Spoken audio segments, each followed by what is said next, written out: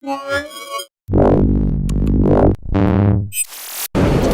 hi guys, Nicole Scott here. I'm joined by Sasha Pallenberg and Steve Payne, aka Chippy. And we're here at MWC, we're in the Ericsson booth. And since the show has been pretty crazy for all of us, we thought that we would make a video for you, since you guys have been making videos for us. Oh yeah, good job by the way, regarding the videos. Yes, that's absolutely. really cool. Yeah. That's the way to go. Yeah. So if you guys don't know who we're actually making this video for, the three of us are judges on the Ultimate Coder Challenge Going Perceptual. So this is a 7-week hacking extravaganza where 7 teams yes, make gestures with their hands. I thought he was crazy for a second, so yeah, we're gonna see if you guys can make us do the craziest gestures ever. I'm doing the eye tracking.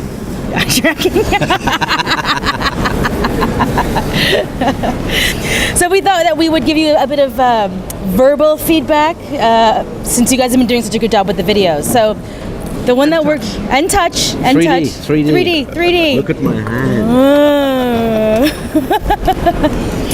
So the first team that we're going to start off with, because you're top of the list on the blog, it's Code Monkeys. Yeah.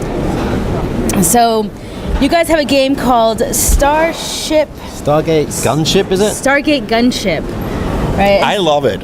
I mean, I can't pick a favorite right now, right? But what I like about Stargate Gunship is they really try to get all the different angles and the different ideas of the perceptual computing SDK into this game. Whether they're using the eye tracking for the aiming and gestures for the shooting, and a voice control, voice commands for example, like reload. Give me the hand grenade, or and this is really smart, but it's also a little bit difficult to figure out which a gesture, which technology you're using for which specific command. But think about you're using a gesture to shoot, because you're shooting all the time in a shooter, right? Yeah. So would you like to do like this? Yeah. All the time? So they can only go for auto fire. Something right way. Like just this gesture means just fire, and this gesture means wipe them all out. Smart bomb. So it's a very, very complex idea, but perceptual computing is complex. It's going to change the way we're going to interact with our systems. But I really like it. I really like what I saw, the first demos, and what you guys said in your video. I think that was really smart. Yeah. So I'm looking forward to decoupling of in the usual first-person shooters, where you're pointing is where you're going to shoot, right? Yeah. The center of the screen. I mean, I'm not a big gamer, but that's the way it usually is, right? So they've decoupled this idea. Now it's where you look is where you're shooting, and where you're pointing is different. Yeah. The only thing I think could be, apart from the complexity issue for the user, how responsive is it going to be? I mean, a shoot 'em up needs to be really responsive, right, for it to be fun. If you've got any sort of latency in there for shooting, or the eye tracking is not accurate, then the enjoyment factor is going to go right down very quickly. So, well, and the other thing about looking to aim is it's that if you're really trying to create an immersive experience, when you look around the screen, it should almost like carry on your field of vision. Yeah. Right. So, is it head tracking for field of vision and eye tracking for aiming? Yeah. Wow, that's really complicated. It's really like that thing, that. I mean, we're talking about a bunch of dimensions here. Yeah. And a bunch of dimensions that we as humans or computer users have never really put together before, right? I've never. Well, we're putting it together in our ordinary offline world, right? We're growing up with it, but I think we need to relearn how to use a system in the future on a 2D plane as well. And that's the other thing. And if you're capable of making this intuitive, and we are kind of getting rid of this kind of barrier that we have in our heads. we need to get our heads around this, definitely, that this is also going to change the way we're using the systems. Sorry, I'm just laughing because we're already trying to teach people to use Windows 8, right? And that's too much for the average person right now. And then we're going to add in these other things. Oh my god! Oh my Just god! Look top left, the start menu. I mean, yeah, but you're 100% right though. I mean, there's just so many different levels. Like even just with Windows 8 and the touchscreen interaction that people are having trouble wrapping their heads around. So this is really next generation stuff. So we're gonna move on to the Infrared 5 and Brass Monkey. Yes, Yeah. that's what we're gonna do. Let's do that. It's kind of We're gonna do interesting. that. Thank you guys, because right behind our office. That's my next video. Next segment. We should do that together. Okay. 1, 2, 3. So the infrared brass monkeys are doing the Kiwi Catapult Revenge. Which doesn't sound like a popular game that already exists, right? Well, supposedly according to their post, it's popular in New Zealand now. Well, no surprise there. But isn't it supposed to be also a kind of racing game? No, this is the one where there's birds, like the Kiwi birds. Yeah, but you're flying. You're also flying through there. Flying This through, virtual yeah, world. the Is that- virtual am I world. looking at Yeah. the wrong one. Yeah, no, It's a little bit of a racing game too. okay. Well, they had their demo video. Didn't Yeah. they? Yeah. There's this demo plug-in where I could just Yeah. Play the race game. over this. Yeah. It's this one down here. There you go. That's the one. Yeah. I downloaded the Unity player to try it out. Yeah, so I was kind of wondering, is this like an Angry Bird clone? Is this a racing game?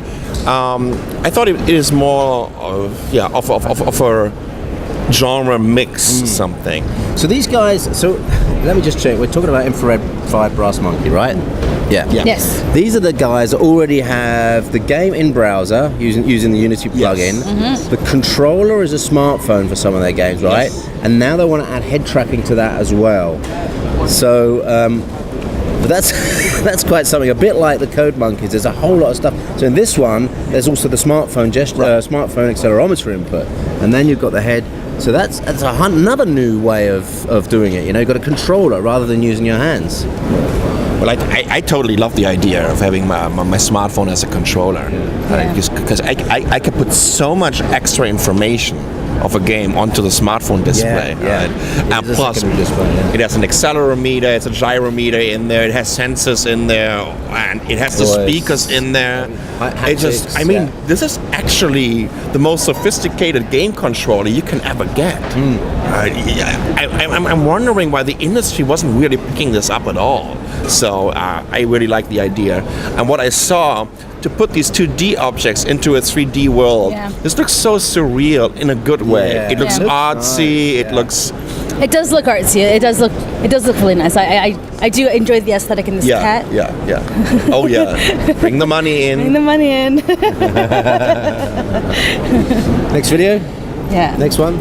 My Oh, sorry. 6 Ents. Exactly. And I keep writing. I apologise to 6 Cents. It's 6 Ents. Now, Six Sense Studio. yeah.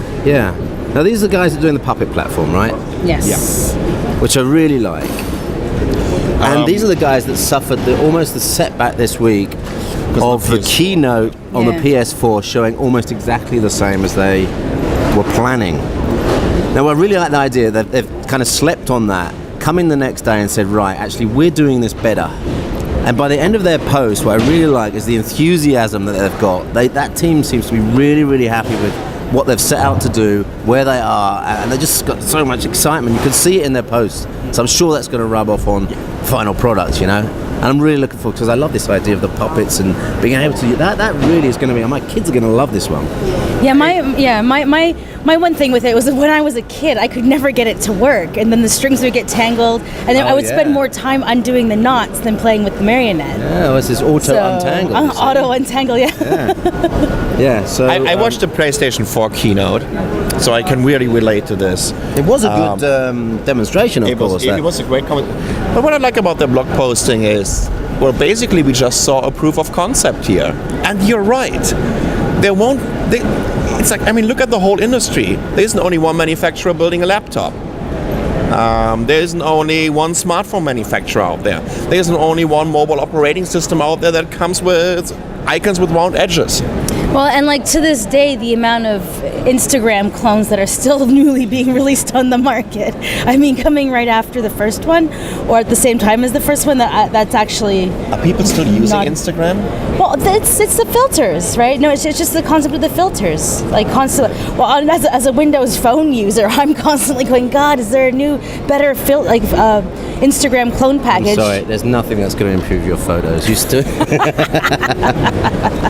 Out the 808. We've been fighting for 10 years to get amazing cameras into our smartphones, and now we're using crappy filter to make them look bad. It's artsy.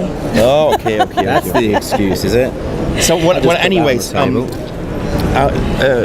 regarding Sixth Sense Studio, I love games where I can be creative. I love these virtual environments where I can build things. Look at one of the most addictive and most popular games and programs in just in the history of computers. The whole Sim series is built on creativity, building things. All these build-up games, Age of Empires, Anno 1700, whatever, super successful. And now here comes the killer, Minecraft. This is just a game for the nerdiest nerds and geeks you can ever imagine. There were people sitting down there building Starship Enterprise in the 1x1 size, right? Yeah. This is for weeks and months. So if you can create an environment where I can build things, when I can share these creations with others, you need to have the social aspect. If I'm even able to collaborate and work on some artworks together with other people, I think that's a killer. Yeah, I think the art for this project in particular is going to be very important. Like just for like the wow factor of getting people kind of in and working around it. Yeah, but that puts the singletons at a kind of disadvantage, you know. There's something we've got to remember when we do the judging of this is there's guys that are on their own doing the whole thing. Yeah. I mean, who's the guy that's doing the whole thing from scratch? The photo app. Is it Eskill? Who's doing Eskill is doing the framework. Right, it's Peter. Peter's doing the photo editing app, and actually we probably should talk about him next because he's a singleton guy. Oh yeah. He's got to do the whole thing in 7 weeks on his own. He hasn't got a team of image creators. I love that. It's an enormous project, and like I will send you some amazing rock mixes if this is what you need. Thanks for the playlist. No, and you're 100% right. There's teams, and then there's also individuals, and I think that the photo editing one. I mean, in my first post, I was like, I challenge you because we need this, right? Like you're using Photo Impact. I'm the one. Well, you need this with your Instagram filters, right? Yeah. So you can have it's like a timeline of filters, right? And you can move them around. I think I see it as like a MIDI sequencer for photo editing, right?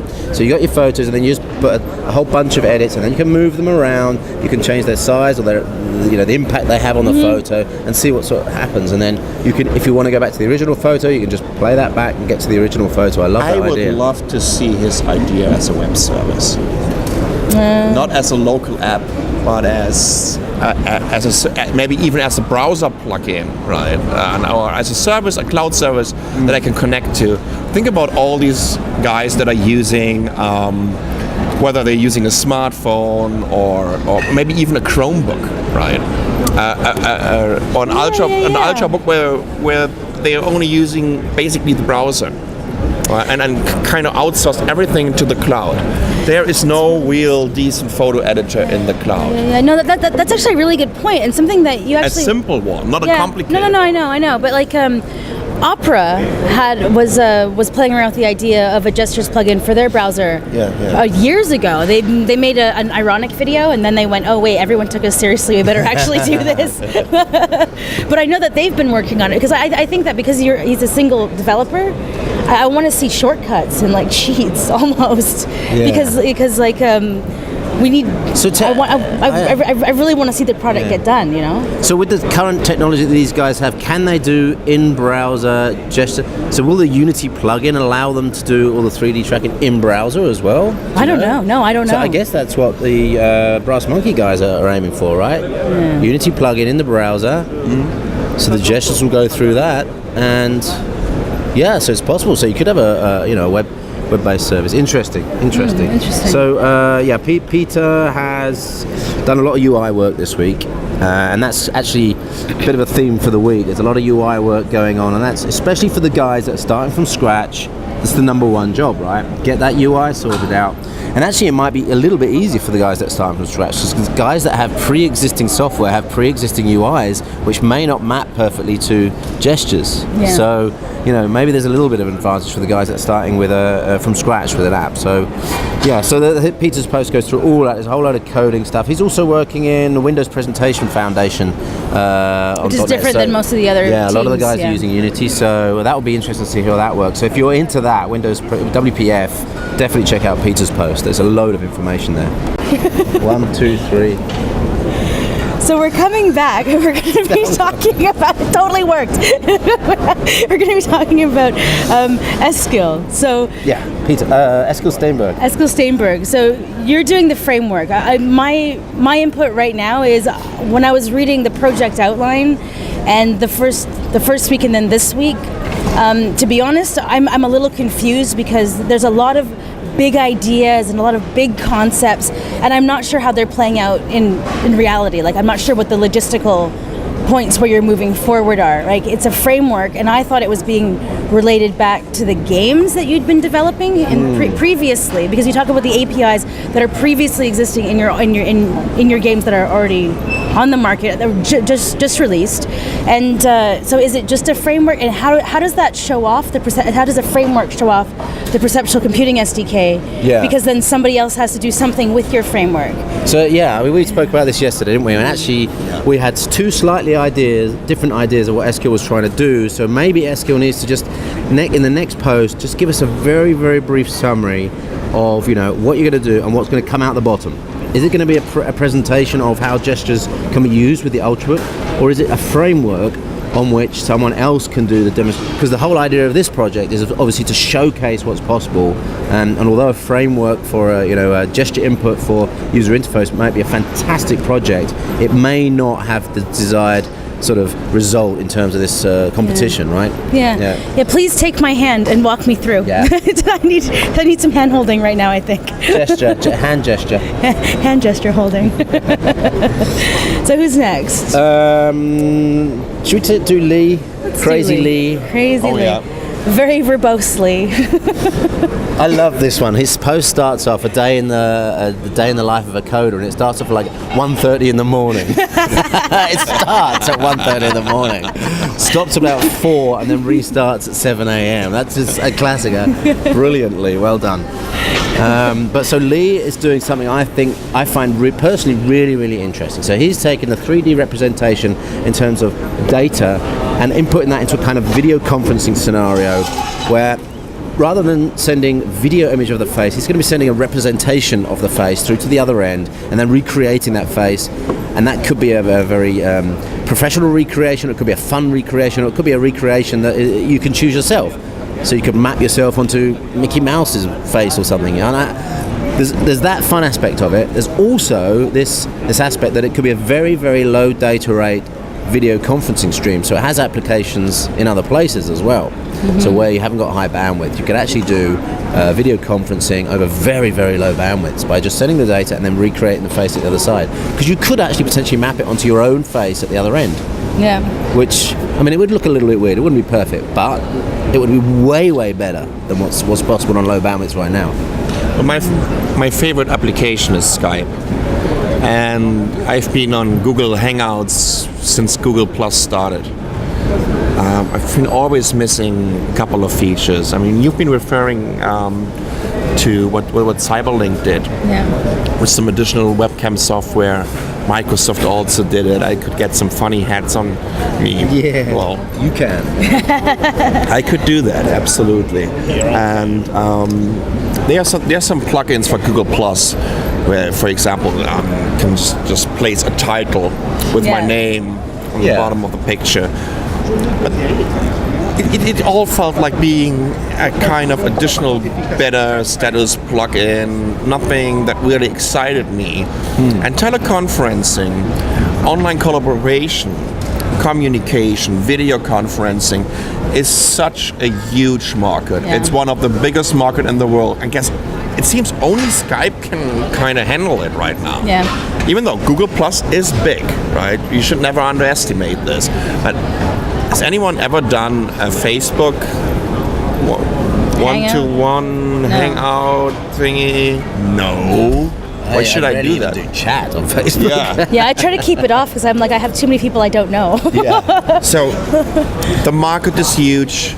People know about this. If you're coming up with a decent plugin that's not only fun to use, but is also a professional and a kind of enterprise and getting things done twist to it, this would be amazing. Yeah, I mean, like the potential applications onto smartphones as well, I think is huge because I'm not a big, I'm a Windows phone user, and I do it because it keeps me focused at conferences. Sure. It's me. But I do it on the road because of the always on Skype.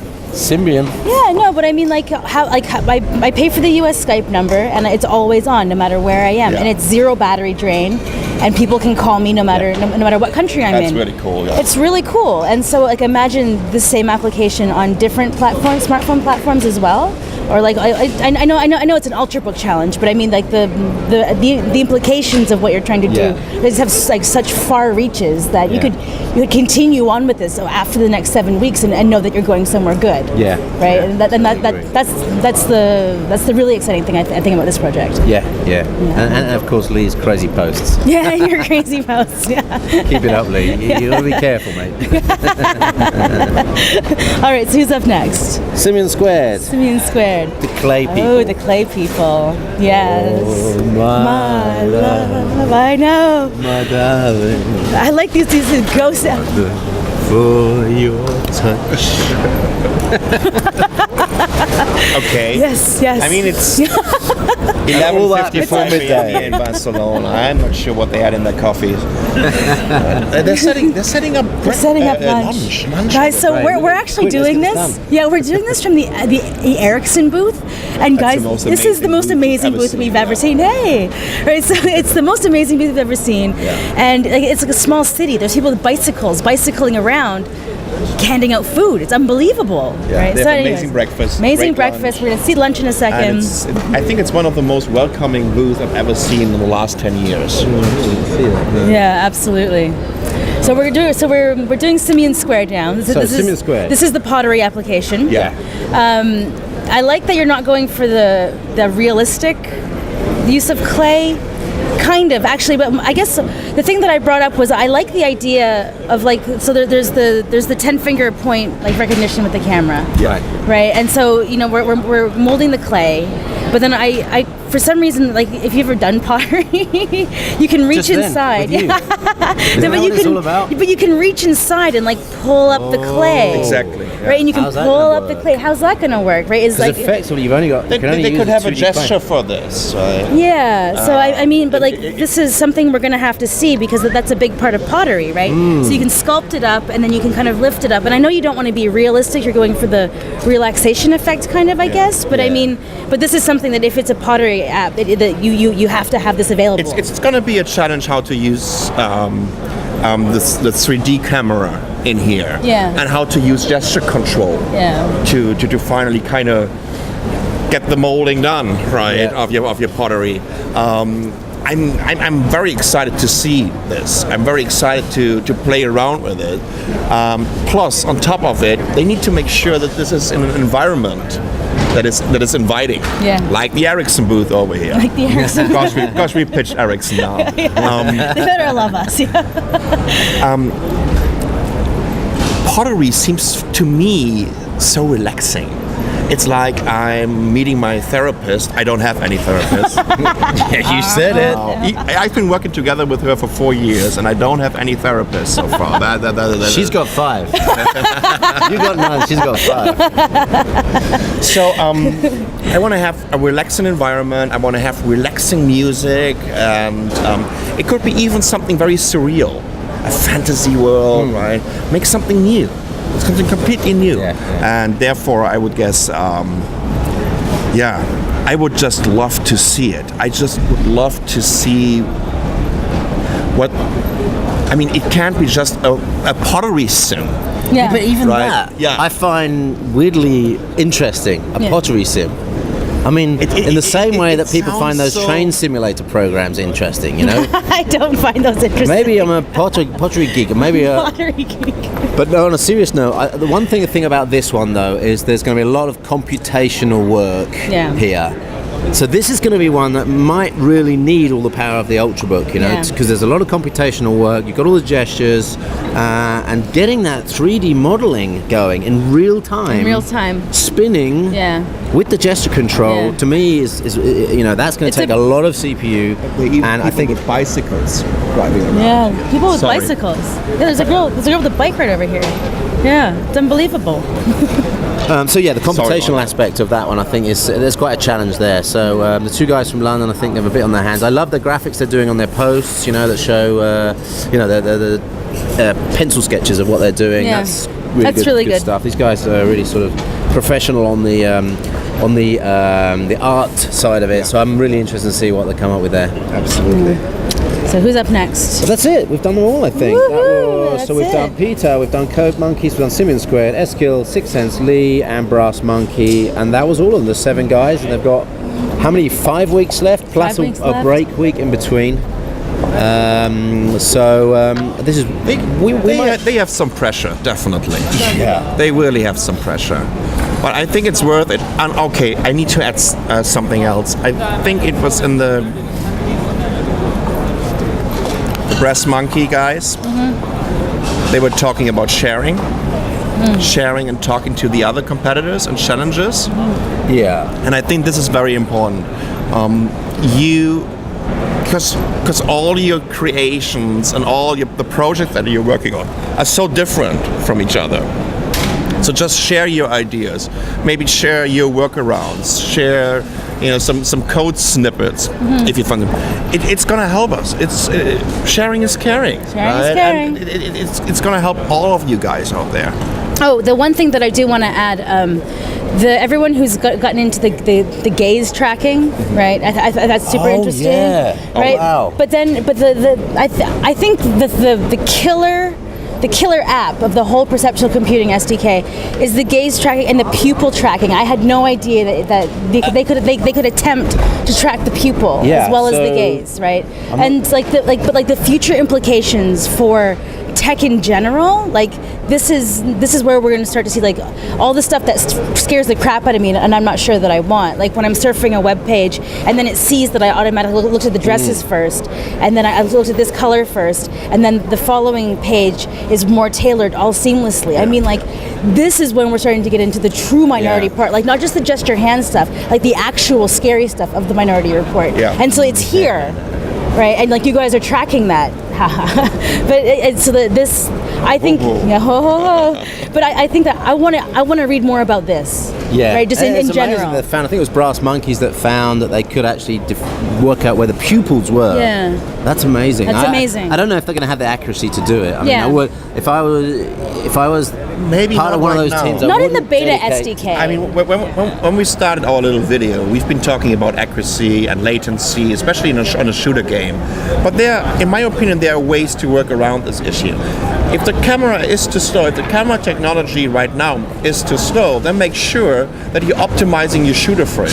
Then it can't be any kind of Counter-Strike clone, right? Yeah. Or Quake or whatever, where people, I remember playing Quake against some professionals 12 years ago, and they got rid of all the textures.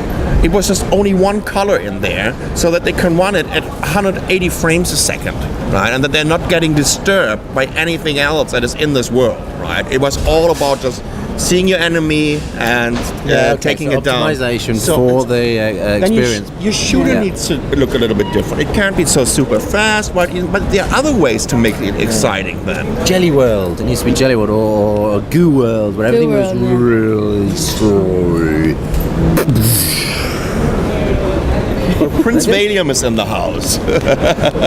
No, it shouldn't be in slow motion, but you know what I mean, right? It's just the way you're going to interact with it should be a little bit different. But what I like about this, it shows you all different perspectives of the perceptual computing SDK. Yeah. And that's really cool, because as soon as we're getting this one program or one app that really shows you whatever you can do with it in just one huge package, or maybe a small package, doesn't matter, but in a package, this will educate people about perceptual computing, and that still is a challenge. When I'm having these arguments with my readers, telling me, "Oh, I'm not going to use a touchscreen on a notebook because it's so tiring for your arm and for your hands." Right? I'm sticking with my touchpad or my trackpad. This is not going to be a substitute for it. Right? You're still going to use your trackpad or your touchpad, but there are so many scenarios where you would love to touch the screen. And as soon as you've used a touchscreen on your Ultrabook for 2 or 3 days and you're going back to an ordinary Ultrabook without any touchscreen, guess what's going to happen? You're going to clean the screen every 10 minutes because of all the fingerprints. Yeah. So it's about education, and it's about just opening a whole new gate and a whole new world for the users to interact with their systems. So I think we should wrap it up. Yep. And there is one more judge on this panel, Chris Monder. And I think of the three of us, he's the most technical. He's the coding geek. Or the four of us. Yeah. Of the four of us. He's definitely the most technical. He's definitely the big coding geek. So he wasn't here at MWC, which kind of makes sense because this show is crazy. GDC, right? Yeah, we're going to see Chris at GDC. So I think at GDC we'll all do another one of these videos. Yeah. Yeah, and and then we'll see the teams as well, I think, right? Yeah, we'll see all you guys. Yeah, don't cry. So should we mention the website for the competition, which is, you had it up there. Had it up there. Well, the Twitter hashtag is Ultimate Coder. So you can track everything on Twitter with hashtag Ultimate Coder. And it's software.intel.com. I think you'll see it if you go to the Ultrabook section, it's pretty much up front there. So software.intel.com, go to the Ultrabook section, you'll see the coding challenge details there. Yeah, Ultimate Coder Challenge, going Perceptual. In the video description, I'll have a link there, so you can just click there. I'm going to bring it up right now.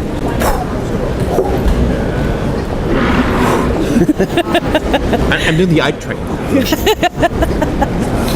Okay. 1, 2, 3.